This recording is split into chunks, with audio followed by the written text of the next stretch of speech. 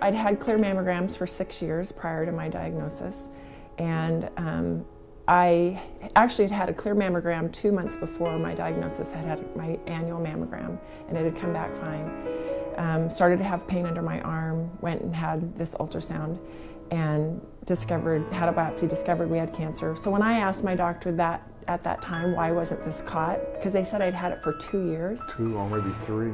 And I said, why was this never caught? I was doing all the things that I was told to do. And he said it was because I had what they called dense breast tissue. And I remember I talked to him, I said, no one has ever told me I have dense breast tissue. Why has no one ever said this to me? And he said, well, it's not something we usually tell women.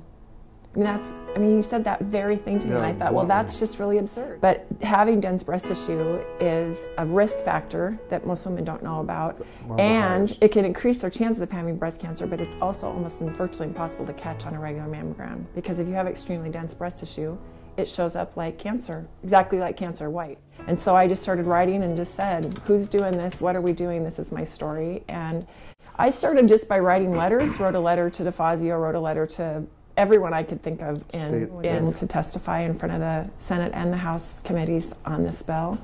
And we had it passed in June and signed in June. Or it passed in May. Extremely moving time speaking to the subcommittee. It was very because it was just days after she had found out that she was going to have brain surgery to remove the tumor, and the likelihood of recurrence was enormously high.